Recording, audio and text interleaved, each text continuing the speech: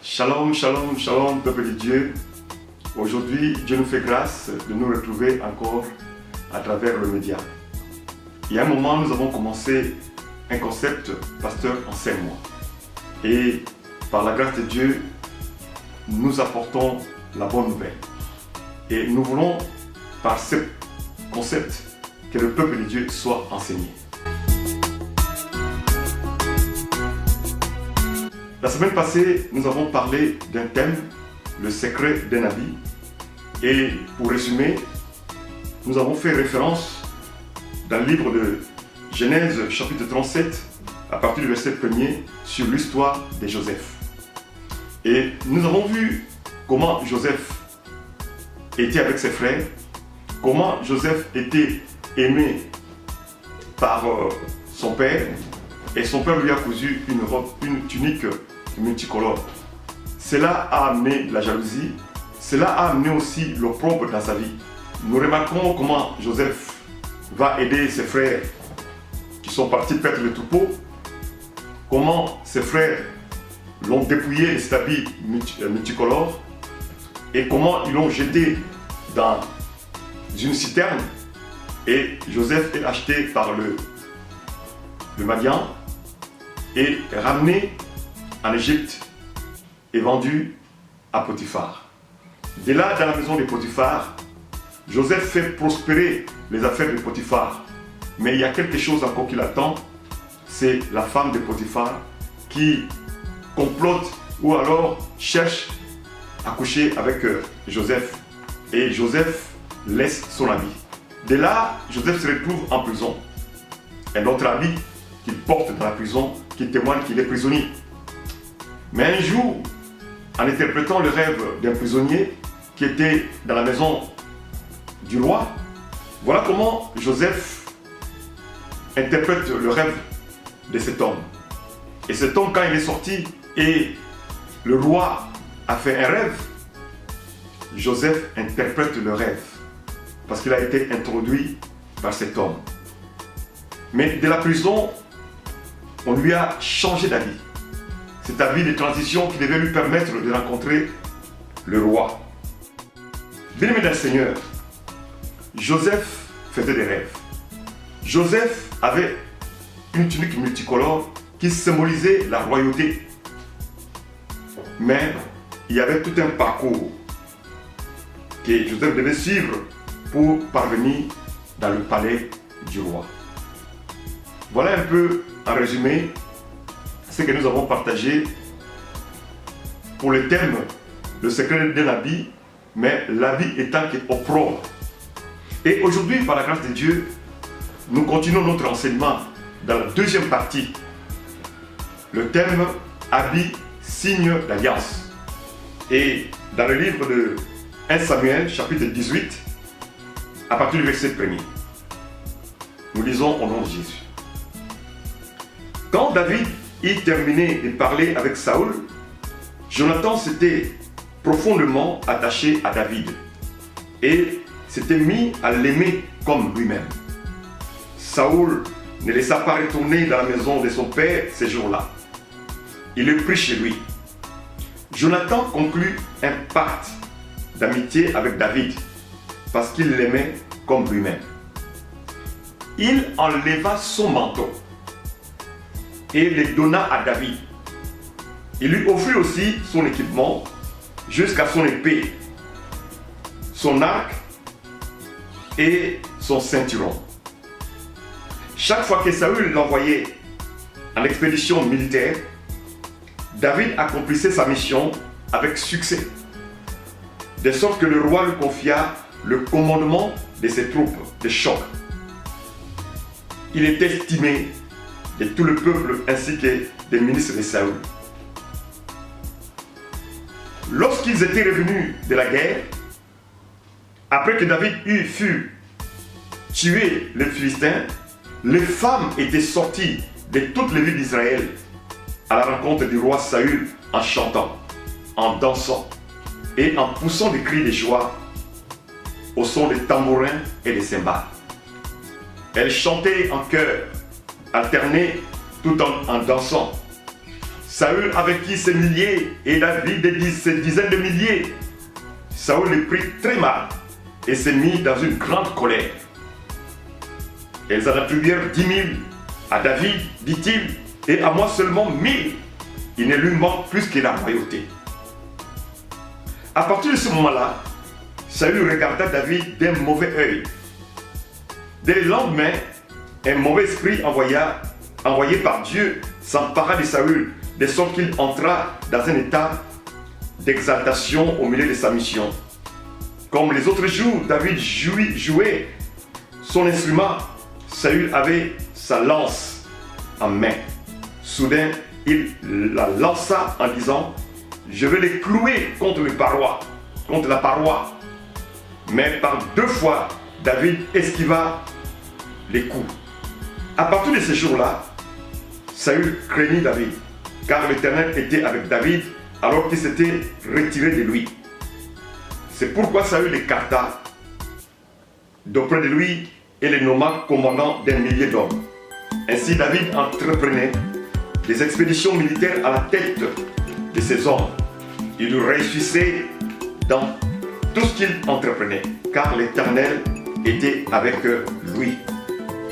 Lorsque Saül constata ses grands succès, sa peur ne fit qu'augmenter. Par contre, tout Israël et tout Juda aimaient David, car il marchait à la tête de leurs soldats dans les expéditions militaires.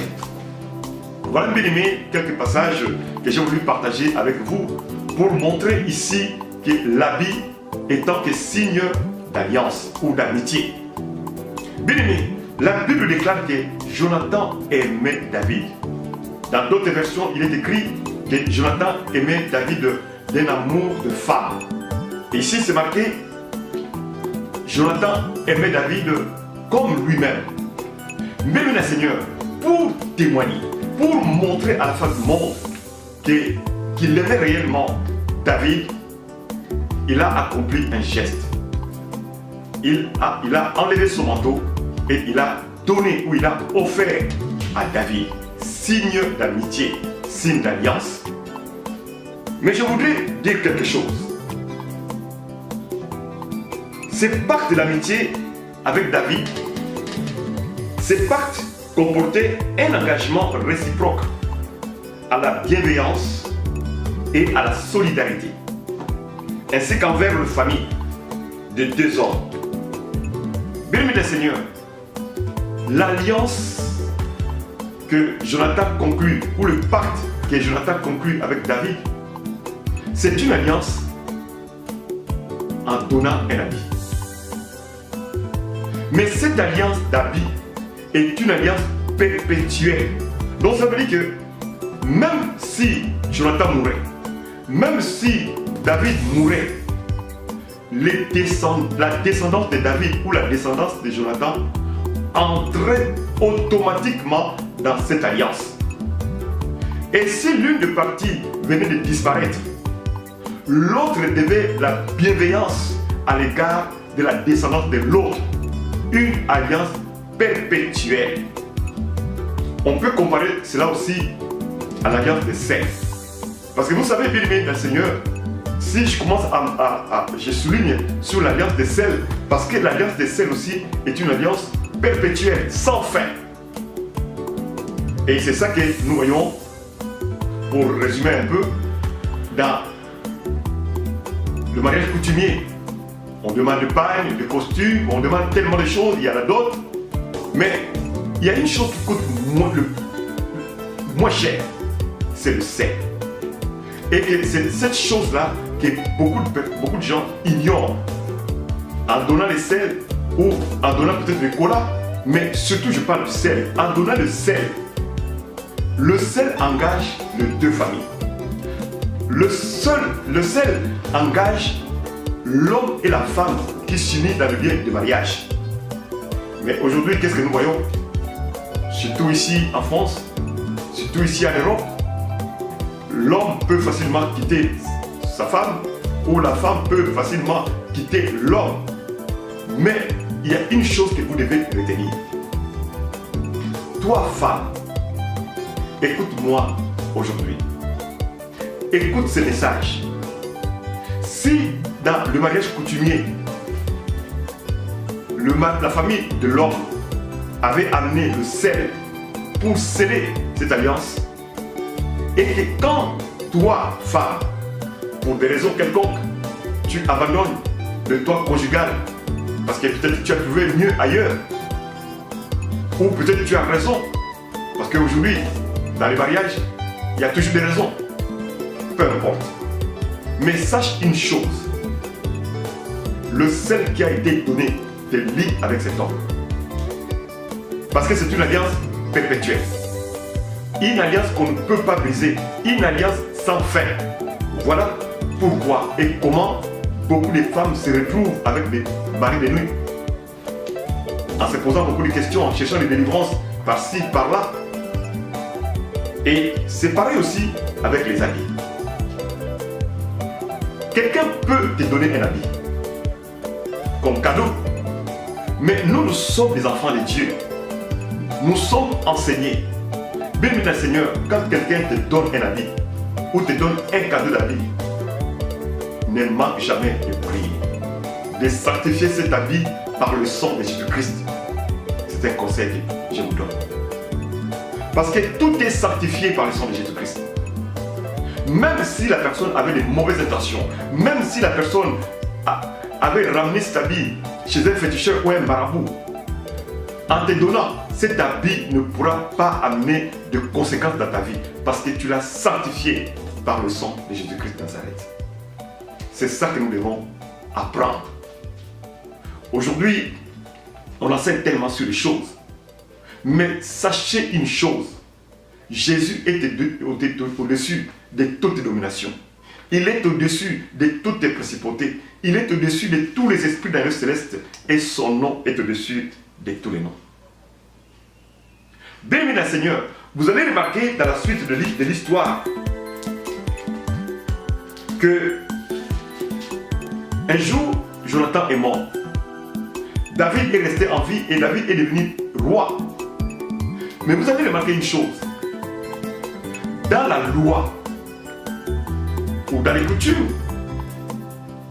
il y a toujours des choses que nous gardons, que nous respectons. Il y a aussi des alliances qui restent et qui sont gardées et respectées. Voilà comment David, étant devenu roi, un jour, il a pensé, il a su qu'il avait un pacte avec Jonathan. Alors, comme j'ai stipulé que dans cet acte-là, dans ce pacte-là, on devrait mutuellement, réciproquement, la bienveillance et la solidarité. Or, Jonathan, avant de mourir, avait un fils appelé Mephibosheth. Et comme ce fils était estropié de pied, la Bible déclare qu'il était mis à l'écart, à l'au-débat, selon la loi. Mais quand David a pensé à cela, quand David s'est résolu à respecter cette alliance, ce pacte conclu entre lui et Jonathan par le chant de David. David a dit, je veux faire du bien à la famille de Jonathan. Il a demandé à ses ouvriers, non, est-ce que dans la famille de Saül, il ne reste personne? Non, on lui a dit, non, il y a quelqu'un qui s'appelle Mephibosheth, l'enfant de Jonathan. Mais selon la loi, cet enfant ne peut pas rester dans la ville. Comme il est estropié, il a été mis à l'au-débat. Bien-aimé dans le Seigneur, à cause de cette alliance, David a envoyé des gens aller chercher Mephibosheth là où il était à l'au-débat et de le ramener chez lui. Chose impossible. Chose impossible. Mais à cause de cette alliance. Bien-aimé le Seigneur, et c'est pour cela aujourd'hui, je voudrais souligner une chose. Faisons attention. Faisons attention à tout acte posé. Faisons attention à tout ce que nous faisons. Bien-aimé, par amitié, on peut t'offrir un habit. Par amitié, on peut te faire du bien. Mais n'oublie jamais de sanctifier la chose qu'on te donne par le sang de Jésus-Christ.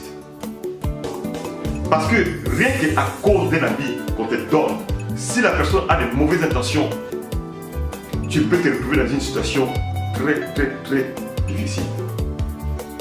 Je prends un exemple où je vous raconte une histoire. Je connais un frère. Ce frère-là, il voulait monter une entreprise. Et il est parti se renseigner. On lui a dit non, il faut un associé au niveau du service.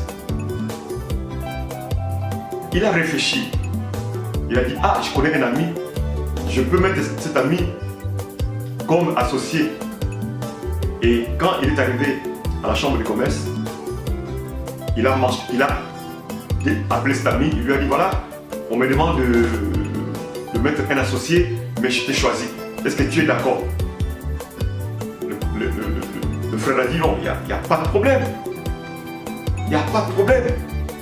Et voilà comment le nom de ses frères est mentionné dans le formulaire pour monter une entreprise, étant associé. Plusieurs années passées, le frère qui était un bon ouvrier a prospéré dans son entreprise. Et un jour, il a eu un rêve, un songe, que son associé lui réclamait sa part. Bien-aimé Seigneur, c'est une histoire vraie. Et c'est à partir de ce moment-là, quand il est parti trouver le pasteur à l'église, j'étais là. J'étais là.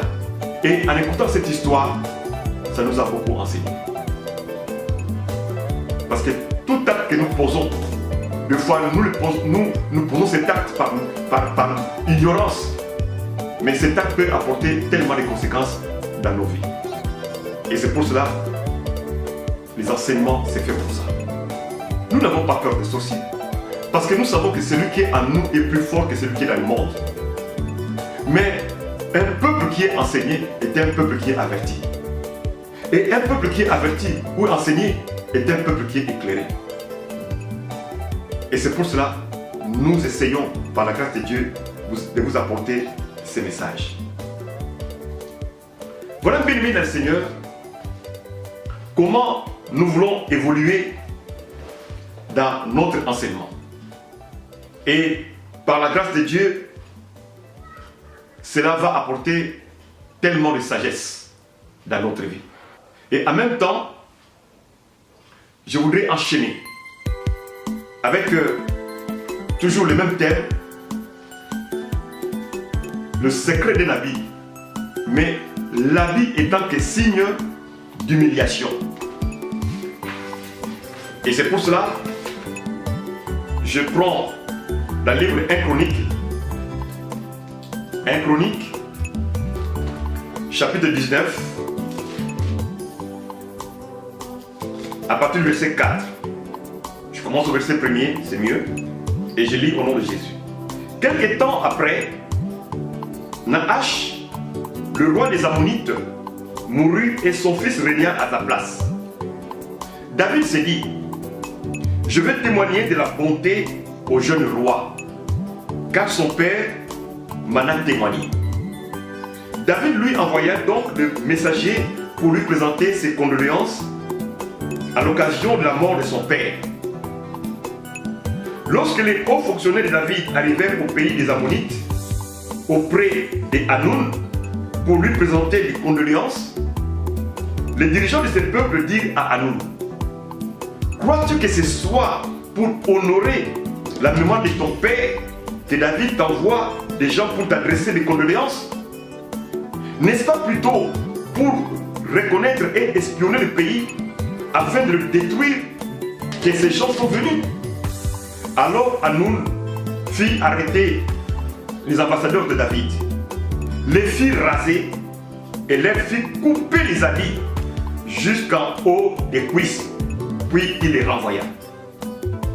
Ils s'en allèrent, mais ils étaient si honteux que lorsqu'on informa David de ce qui s'était passé, il envoyait des messagers à leur rencontre pour leur faire dire: restez à Jéricho jusqu'à ce que votre barbe ait repoussé, vous reviendrez ensuite. Voilà, bien aimé, l'histoire du roi David avec le fils du roi des Ammonites, le roi Hanoun. Bien aimé dans le Seigneur, David avait une bonne intention. Il voulait témoigner sa reconnaissance. Il voulait témoigner sa bonté envers son collègue, le roi des Ammonites. Mais voilà comment l'histoire avance. David envoie ses ambassadeurs pour aller trouver le roi Hanoun et lui témoigner sa bienveillance, sa bonté. Parce que le roi Hanoun avait perdu son père qui était roi et c'est lui qui a succédé. Mais les hauts fonctionnaires des Ammonites sont venus conseiller le roi Hanoun en disant que attention, le roi David a de mauvaises intentions. Il envoie les ambassadeurs pour espionner parce qu'il veut détruire notre pays. Et voilà comment le roi Hanoun réagit. Il réagit en coupant les larmes des ambassadeurs. Mais en même temps, il a coupé les habits. La Bible dit, il coupa les habits jusqu'en haut des cuisses. Bien aimé, porter à cette époque-là, bien aimé, couper ou un pantalon ou un habit jusqu'au niveau de cuisse, c'était un signe d'humiliation. Un signe d'humiliation. Mais aujourd'hui, qu'est-ce que nous voyons dans la mode? Qu'est-ce que nous remarquons dans la mode? Aujourd'hui, en sortant à la rue, nous voyons, bien aimé le Seigneur, ce que peut apporter la mode. Je me souviens encore des pantalons qu'on appelle baggy. Nous voyons les jeunes garçons se promener, le pantalon rabaissé, on voit le caleçon ou les slips. Nous remarquons et nous disons c'est la mode. Mais quand nous regardons attentivement, qu'est-ce que nous remarquons? Dans l'histoire des baggy, cette histoire vient des États-Unis, des prisons des États-Unis. Donc, le jeune garçon qui se promenait avec le pantalon baissé et on voyait le sous-vêtement, c'était pour attirer. Donc c'est pour dire que oui, je suis disponible pour des rapports sexuels. Ah oui, nous suivons la mode de foi par ignorance. Mais aujourd'hui, c'est devenu la mode. Mais qu'est-ce que nous remarquons encore? Aujourd'hui, nous voyons les gens se promener avec des jeans déchirés. Oui, béni le Seigneur, c'est la mode. Oui, c'est la mode. Mais alors, dans les temps anciens, c'était l'humiliation. C'était l'humiliation. On ne pouvait pas porter un habit au-dessus de chez nous. C'était la honte, c'était l'humiliation. Souvenez-vous, bien aimé, à la libération de la France. Toutes les jeunes filles qui avaient collaboré avec les Allemands, qu'est-ce qu'on faisait? On ramenait ces filles à la place publique et on les rasait les cheveux. C'était aussi un signe d'humiliation. Et là, nous voyons le roi Hanoun, qu'est-ce qu'il fait? Il rase les barbes des ambassadeurs de David. Ah oui, un signe d'humiliation aussi. La mode. La mode. Bien aimé, tout acte que nous devons poser, nous devons réfléchir. Nous devons réfléchir. Nous devons réfléchir, bien aimé le Seigneur. Et c'est pour cela, nous étant qu'enseignants, nous sommes là pour faire revenir les enfants de Dieu dans l'ordre ou dans les bons chemins. Laisse-moi encore vous parler. Avant, quand on voyait un homme avec des boucles d'oreilles, c'était un signe d'esclavage. Mais aujourd'hui, on emporte. signe de beauté. Est-ce que vous remarquez cela?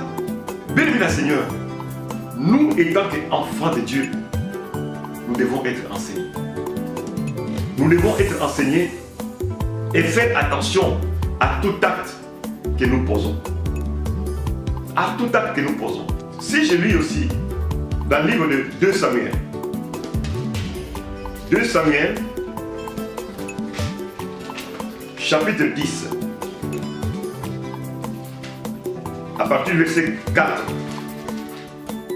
Alors Hanoun s'empara des ambassadeurs de David, leur fit raser la moitié de la barbe, et leur fit couper les habits à mi-corps jusqu'en bas du dos, puis il les renvoya.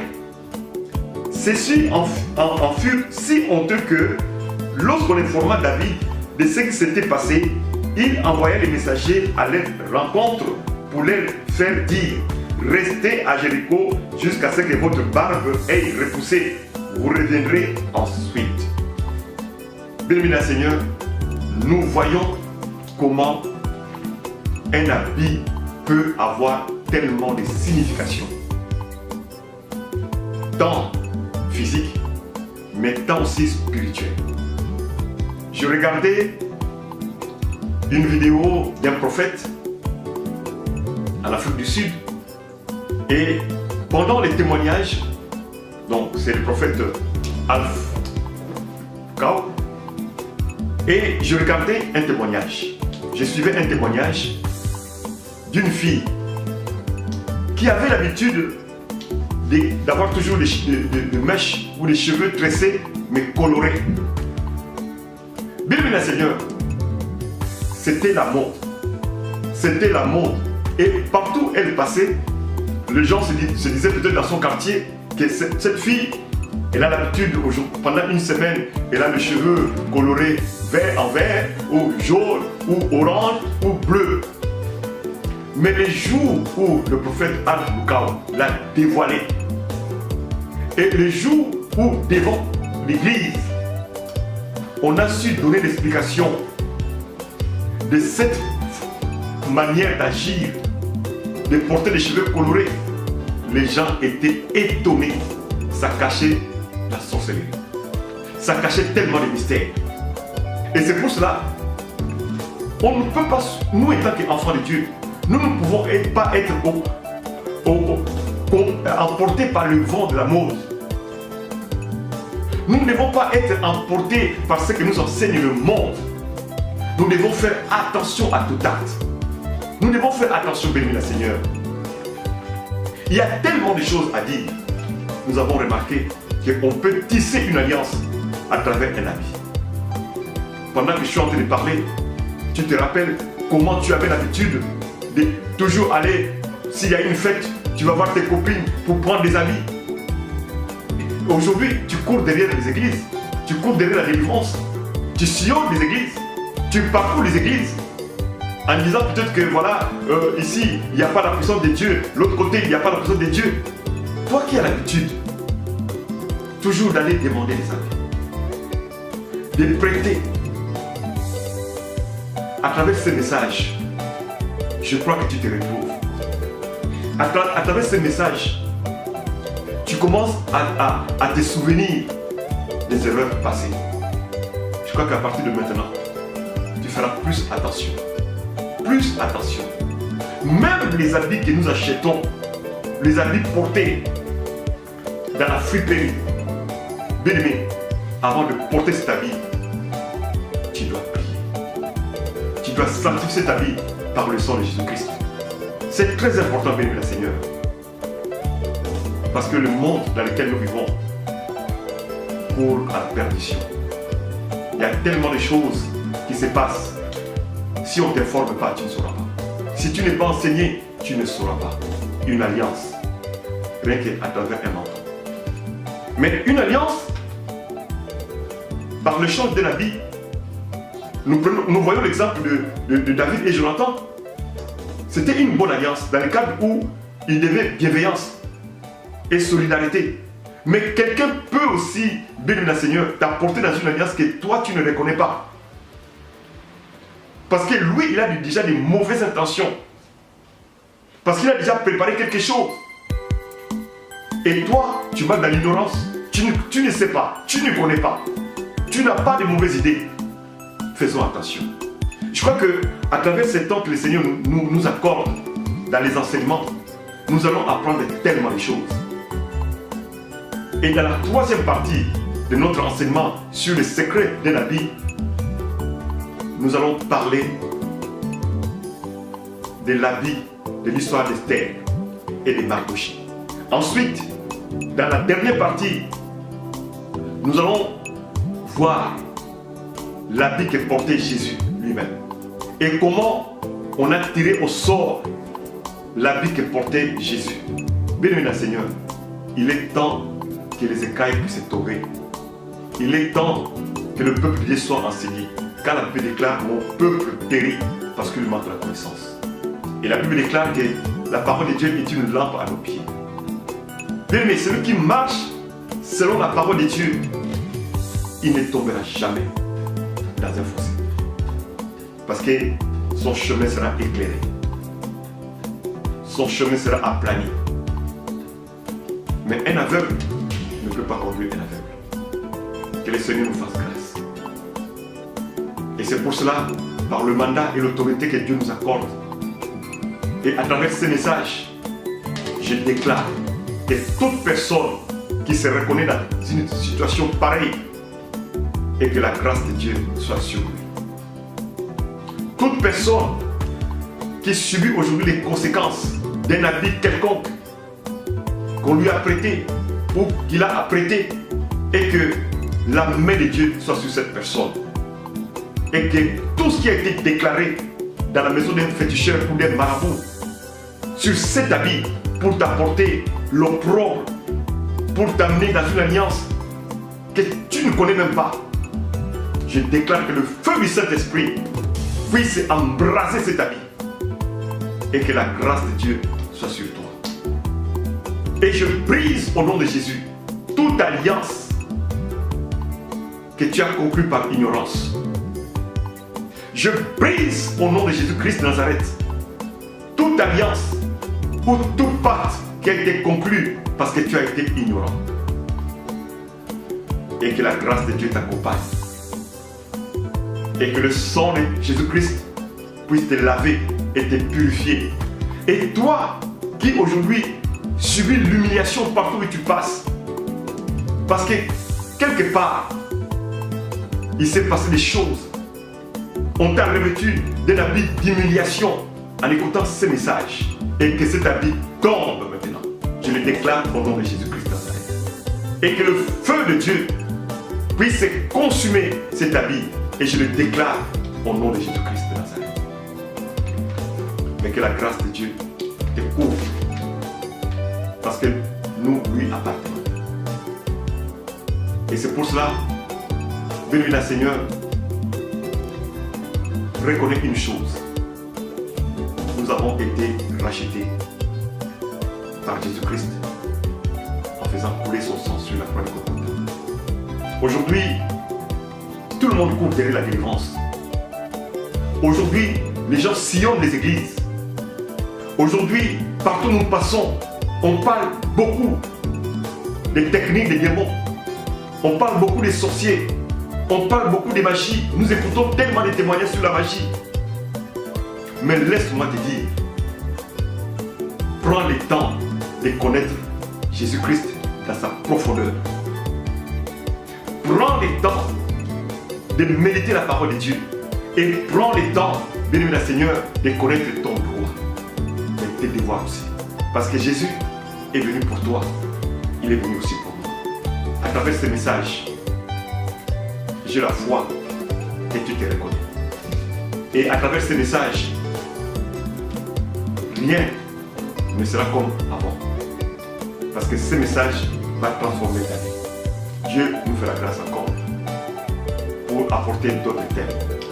Mais je vous demande aussi, si vous avez des remarques, si vous avez des propositions, ou si vous avez des conseils à nous donner, n'hésitez pas. Vous pouvez nous contacter sur le numéro qui s'affiche au bas de l'écran. Et je vous invite aussi à nos cultes le dimanche de 13h à 16h. Et le mercredi, nous sommes là pour l'intercession de 18h30 à 20h. Vous êtes les bienvenus. L'église Mécopade se situe sur 46 rue Saint-Just, 93 130 à Noisy-le-Sec. Et je suis votre humble pasteur, le docteur Timothée Kalaka, et je suis le berger de la Mécopade, qui signifie mission pour l'étude et la connaissance de la parole de Dieu. N'hésitez pas à nous contacter et à suivre nos prédications ou nos enseignements. Merci pour cette attention que vous accordez. Ne manquez pas de vous abonner et que le Seigneur soit élevé et glorifié à jamais. Bye bye.